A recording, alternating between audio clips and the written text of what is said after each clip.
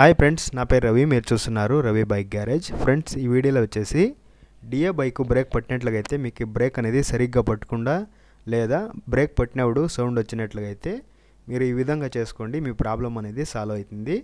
డియో బైకే కాదు, వేరే ಯಾವ బైక్ చేసినా కూడా ఇదే విధంగానే చేసుకోవాల్సి ఉంటుంది. ఫ్రెండ్స్, ఫస్ట్ అనేది బ్రేక్ అడ్జస్ట్మెంట్ బోల్ట్ ఉంటుంది కదా, 14 సైజ్ది. ఆ నట్ అనేది లూజ్ చేసుకోవాల్సి ఉంటుంది. లూజ్ చేసిన తర్వాత ఇక్కడ మనము వీల్కి అనేది పైప్ అనేది ఆ విధంగా ఆనిచ్చాల్సి ఉంటుంది. నేను ఏ విధంగా పైపు లేదా ఒక రాడ్ అనేది ఆ విధంగా ఇచ్చేసుకోవాల్సి ఉంటుంది. ఎందుకంటే ఇది మెయిన్ వీల్ నట్ అనేది విప్పడానికి ఆ విధంగా పైప్ అనేది ఆ విధంగా నేను ఆనిచ్చాను అనమాట. ఇది ఏదైతే రింగ్ ఉందో ఇది 24 సైజు. 24 సైజు రింగ్ అనేది 24. ఈ రింగ్ అనేది ఆ విధంగా పైప్ అనేది ఆనిచ్చి మనము టైర్ని పట్టి ఉంచాలి. అదే విధంగానే పట్టి ఉంచి రింగ్ అనేది దానికి వేసి ఒక పుష్ అనేది ఇవ్వాల్సి ఉంటుంది. ఒక తొక్కాలి దానిపైన. ఆ విధంగా తొక్కినట్లయితే మనకి నెట్ అనేది లూజ్ అయిపోతుంది. ఇక్కడ నెట్ లూజ్ అయిపోయి మనం నెట్ అనేది లూజ్ చేసి తీసేయచ్చు. ఒక వాషరు ఉంటుందన్నమాట దీనికి, ఒక వాషరు. ఆ విధంగా తర్వాత తీసిన తర్వాత మనకి వీల్ అనేది ఆ విధంగా తట్టినట్లయితే వచ్చేస్తుంది అనమాట. మీరు యాక్టివా ಯಾವುದೇ ఒక బైక్ కావచ్చు ఫ్రెండ్స్, ఇదే విధంగా చేసుకోండి. బ్రేక్ అనేది సౌండ్ వచ్చినట్లయితే, ఎందుకంటే అది రెస్ట్ పట్టిపోయి ఆ విధంగా ఒక్కో టైం వస్తుంది.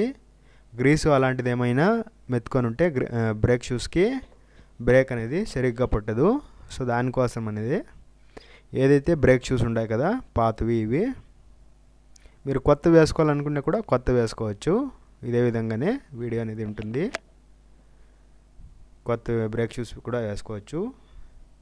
నేను పాతవే బ్రేక్ షూస్ ఉంటాయి కదా, ఇవి స్ప్రింగ్స్ అదేవిధంగా బ్రేక్ షూస్ అరిగిపోయినట్లుగైతే మీరు కొత్త వేసుకోండి.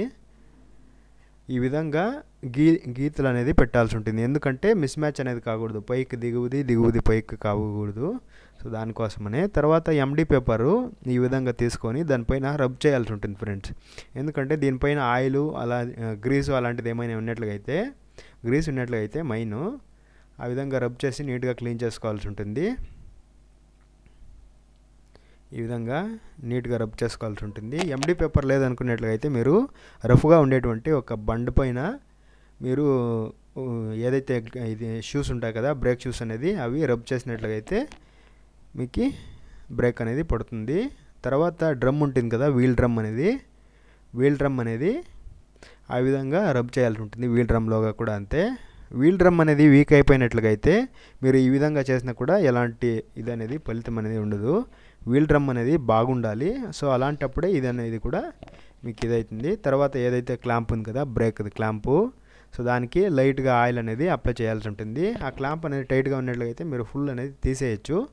ఆ క్లాంప్ బాగుంది కాబట్టి, ప్లేయింగ్ అనేది బాగుంది కాబట్టి నేను ఆయిల్ అనేది అప్లై చేస్తున్నాను. తర్వాత పాతవి బ్రేక్ షూస్ ఏవైతే తీసాం కదా అదే బ్రేక్ షూస్ అనేది వేసుకోవాలి. మీరు కొత్తవి అనేది తెచ్చుకున్నట్లయితే మీరు కొత్తవి కూడా వేసుకోవచ్చు, ఎలాంటి ఇబ్బంది అయితే లేదు. ఇంకా ఒకటి, బ్రేక్ షూస్ అనేది కొన్ని ఫుల్ హార్డ్ అయిపోయి ఉంటాయి. ఎండి పేపర్లో రబ్ చేసినా కూడా రబ్ కాదు. సో అలాంటి టైంలో మీరు కంపల్సరీగా బ్రేక్ షూస్ అనేది చేంజ్ చేసుకోవాల్సి ఉంటుంది. ఎందుకంటే అవి ఫుల్ హార్డ్ అయిపోయి ఉంటాయి. సో దాంతో మనము బ్రేక్ పట్టడానికి కాదన్నమాట. సో అలాంటి టైంలో మనము కొత్త బ్రేక్ షూస్ వేసుకోవడమే చాలా మంచిది. ఈ విధంగా బ్రేక్ షూస్ అనేది ఆ విధంగా వేసుకున్న తర్వాత వీలైతే ఆ విధంగా దానికి ఎక్కించుకోవాల్సి ఉంటుంది. తర్వాత ఏదైతే పైపు మనము రివర్స్ పెట్టాం కదా దిగువ, అప్పుడే ఇప్పుడు పైన పెట్టాల్సి ఉంటుంది. ఈ విధంగా ఏదైతే నట్టు ఉంది కదా ఆ నట్టు కానిచ్చి ఆ విధంగా పెట్టి సెంటర్లో ఉండేటువంటి వీల్ నట్ అనేది వేసుకోవాల్సి ఉంటుంది. వాషర్ వేసి ఫుల్ టైట్ అనేది చేసుకోవాల్సి ఉంటుంది అంతే. ఈ విధంగా ఫుల్ టైట్ అనేది చేసుకోవాల్సి ఉంటుంది. ఇక్కడ ఏదైతే బ్రేక్ అడ్జస్ట్మెంట్ నెట్ ఉంది కదా 14ది, ఆ 14 దీనికి కూడా అంతే. మనము క్లాంప్ దీనికి లైట్గా ఆయిల్ అనేది అప్లై చేసుకోవాలి. ఆయిల్ అనేది అప్లై చేసుకున్నట్లయితే మీరు చేత్తో కూడా, అది బ్రేక్ షూస్ లోపల అరిగిపోయినట్లయితే మీరు చేత్తో కూడా టైట్ చేసుకోవచ్చు. అందుకే ఆయిల్ అనేది స్మూత్గా ఉంటుంది క్లాంప్ అనేది ఫ్లయింగ్ దీనికి. సో దానికోసమని ఆయిల్ అనేది అప్లై చేసుకోవాలి. నట్టు కూడా అంతే, బాగా తిప్పుకోవచ్చు అనమాట చేత్తోనే. సో దానికోసమని ఎంత కావాలంత అడ్జస్ట్మెంట్ పెట్టుకోవాలి. తర్వాత ఆయిల్ అనేది ఎవరైనా అప్లై ఏ విధంగా చేసుకోవాలనుకున్నా కూడా తెలుసుకోవచ్చు. ఇక్కడ మనకి 12 సైజ్ అనేది బోల్ట్ ఉంటుంది. బోల్ట్ అనేది తీసినట్లయితే మనకి ఆయిల్ అనేది ఆ విధంగా వచ్చేస్తుంది. ఆయిల్ అనేది తీసిన తర్వాత మనం అదే విధంగానే డ్రై బోల్ట్ అనేది వేయాల్సి ఉంటుంది. డ్రై బోల్ట్ సైజ్ వచ్చేసి 12. ఆ బోల్ట్ అనేది తీసి అదే విధంగానే ఆయిల్ అనేది వస్తుంది కదా, ఆయిల్ అనేది ఒక ట్రేక్ అనేది పట్టుకోవాలి.